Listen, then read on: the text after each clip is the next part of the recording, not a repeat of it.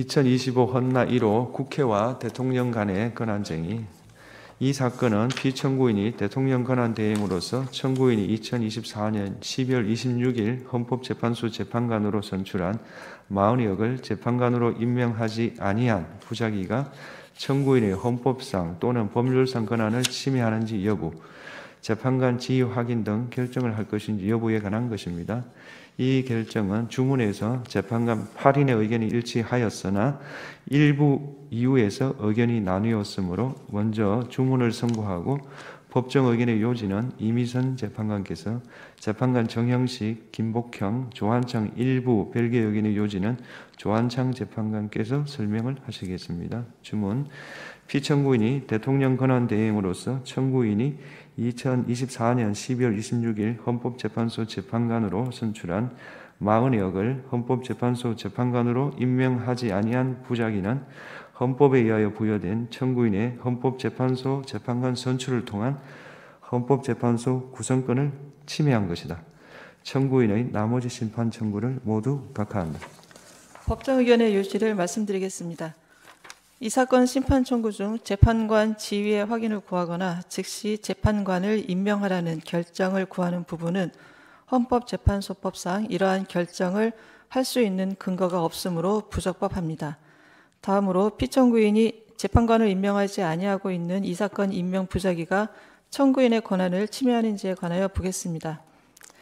먼저 이 부분 심판 청구를 위하여 별도의 본회의 의결이 필요한지 여부에 관하여 보면, 권한쟁의 심판 제도의 의의는 헌법기관의 침해된 권한을 회복하여 헌법적 권한 질서와 헌법의 규범적 효력을 보호하고자 하는 데 있고, 헌법이나 국회법, 헌법재판소법 등에서 청구인의 권한쟁의 심판 청구에 관한 절차적 규제를 두고 있지 않은 점을 고려해 볼 때, 청구인이 권한쟁의 심판을 통해 보호하고자 하는 권한과 관련하여 이미 본회의 의결을 통해 그 권한 실현 의사를 결정하고, 나아가 그와 같이 결정된 의사가 다른 국가기관에 의하여 침해되었음을 확인한 경우에는 청구인을 대표하는 국회의장은 그 대표권에 기하여 청구인의 권한 침해에 대한 방어적 행위로서 해당 국가기관을 상대로 권한쟁의 심판을 청구할 수 있고, 권한쟁의 심판을 청구하기 위한 별도의 본회의 의결은 필요하지 않다고 보는 것이 타당합니다. 이 부분 심판 청구는 2024년 12월 26일자 본회의 의결로 이루어진 청구인의 재판관 선출에 기초한 것이고, 위 재판관 선출 의결 이후 있었던 국무총리에 대한 탄핵소추안의 의결은 청구인의 선출권이 대통령 권한대행이던 국무총리의 재판관 미임명에 의하여 침해되었음을 본회의 의결을 통해 확인한 것으로 볼 수 있습니다. 따라서 국회의장이 청구인을 대표하여 제기한 이 부분 심판 청구는 권한쟁의 심판 청구 제기 여부를 독립된 안건으로 하여 본회의의 의결을 거치지 않았더라도 국회의장의 대표권의 범위 내에서 적법하게 제기된 것으로 볼 수 있습니다. 이 사건 임명 부작위가 청구인의 헌법상 권한을 침해하는지 여부에 관하여 보겠습니다. 헌법 제111조 제3항이 재판관 9인 중 3인은 청구인이 선출하는 자를, 3인은 대법원장이 지명하는 자를 임명하도록 한 것은 입법부, 행정부, 사법부가 헌법재판소 구성에 동등하게 참여하도록 함으로써 권력 상호 간의 견제와 균형을 도모하고 헌법 수호와 국민의 기본권 보장을 사명으로 하는 헌법재판소가 중립적인 지위에서 헌법재판 기능을 수행하도록 하기 위한 것입니다. 따라서 헌법이 청구인에게 부여한 재판관 선출권은 헌법재판소를 구성할 권한을 의미하는 것으로 독자적이고 실질적인 것이므로 대통령은 청구인이 선출한 사람에 대하여 재판관 임명을 임의로 거부하거나 선별하여 임명할 수 없습니다. 즉, 대통령 또는 대통령의 권한을 대행하는 국무총리나 국무위원은 청구인이 재판관으로 선출한 사람이 헌법과 헌법재판소법에서 정한 자격 요건을 갖추고 그 선출 과정에 의회 민주주의를 원칙으로 하는 헌법 및 국회법 등 법률을 위반한 하사가 없는 이상 그 사람을 재판관으로 임명할 헌법상 의무를 부담합니다.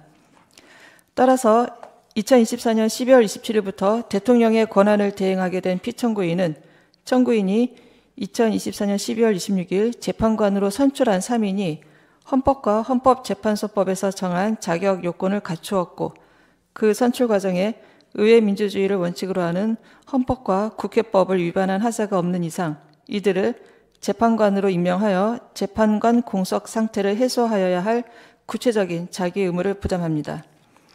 한편 청구인은 헌법재판소 창설 이래 각 교섭단체가 추천 방식에 관해 협의를 하고 그 결과에 따라 재판관 후보자를 추천하면 그 추천 후보자를 재판관으로 선출함으로써 다수당이 일방적으로 재판관 3인 모두를 선출하지 않도록 하여 왔는데, 이러한 정치적 관행은 국회가 선출하는 재판관의 정치적 중립성을 담보하기 위한 것이라고 할 수 있습니다.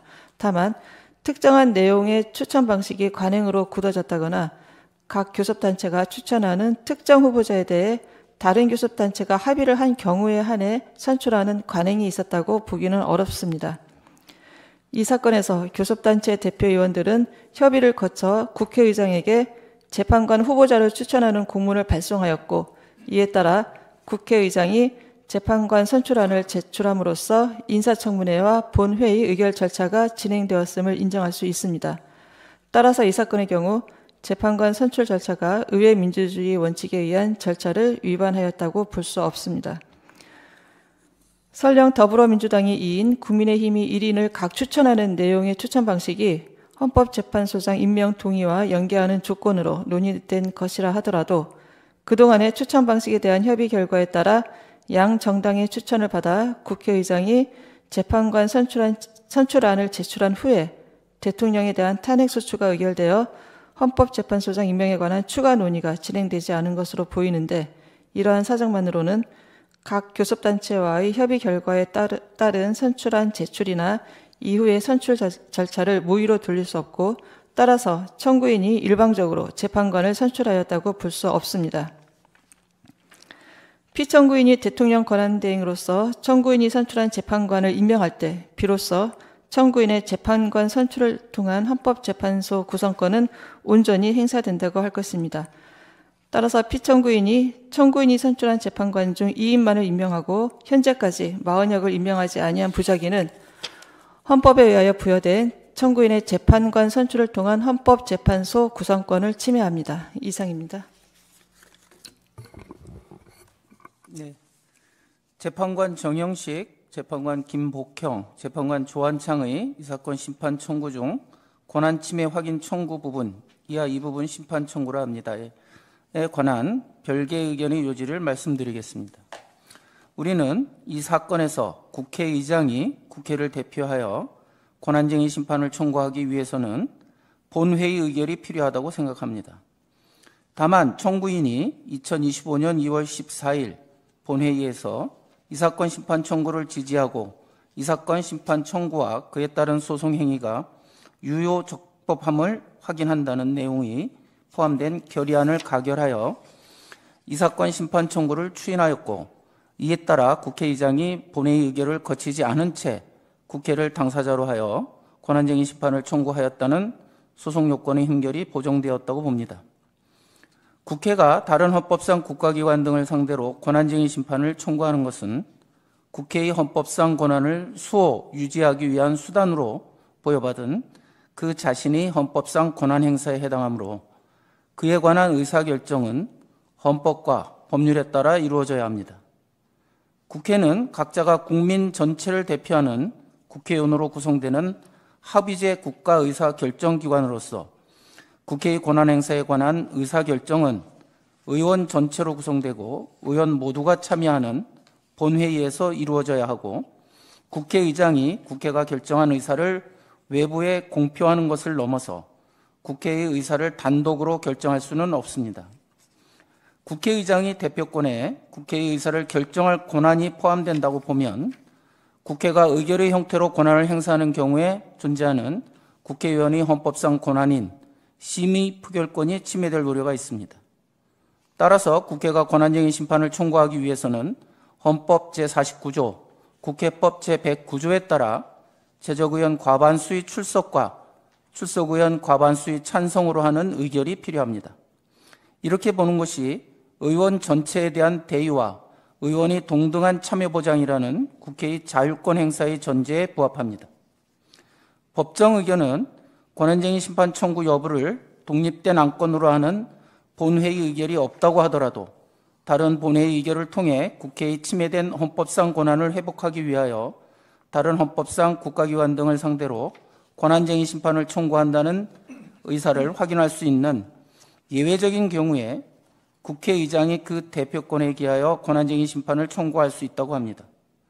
그러나 국회의 헌법상 권한 행사에 대하여 본회의 의결을 거쳐야 한다는 요구는 헌법에서 도출되는 것으로서 반드시 필요한 경우에 한하여 엄격하고 명확한 요건을 충족하는 때에만 그 예외가 인정되어야 합니다. 그런데 다른 본회의 의결을 통하여 국회의 권한쟁의 심판 청구 의사를 확인할 수 있다는 사정은 권한쟁의 심판 청구에 관한 본회의 의결이 필요하다는 원칙에 대한 예외를 인정하기에 충분하지 않습니다. 특히 이 사건에서 다투는 대상인 이 사건 임명 부작위는 현재까지 계속되고 있고 청구인이 심판 계속 중 본회의를 개의하여 이 사건 심판 청구를 추인하는 의사가 담긴 의결을 할 수 있었던 점을 고려할 때 위와 같은 예외를 인정하지 않으면 적시에 권한쟁의 심판 청구를 하여 청구인이 침해된 권한을 회복할 수 없었을 것이라는 등의 사정을 찾아볼 수 없습니다. 그리고 위와 같은 예외를 인정하기 위해서는 다른 본회의 의결에 명시적으로 드러나지는 않았으나 내재되었다고 할 수 있는 국회의 의사 해석이 선행되어야 합니다. 그러나 의안은 국회의원이 심의 표결권을 행사하는 대상으로서 이를 확장하거나 유추하여 해석하여서는 안 됩니다.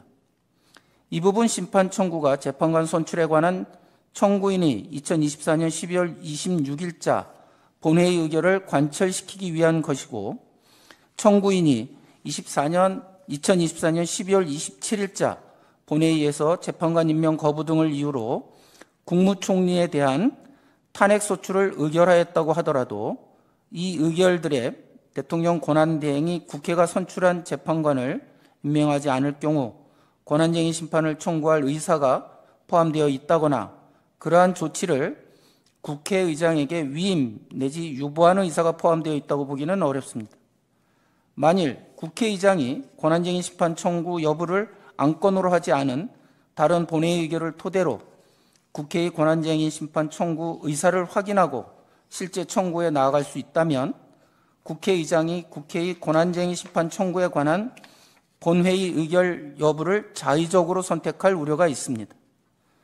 국회의 권한쟁의 심판 청구에 본회의 의결을 요구할 것인지 여부는 절차적 적법성에 관한 문제입니다.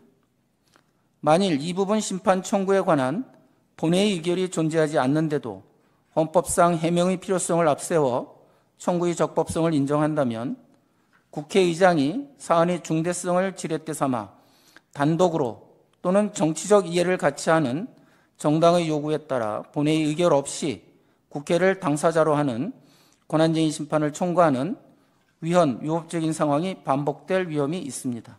이상입니다.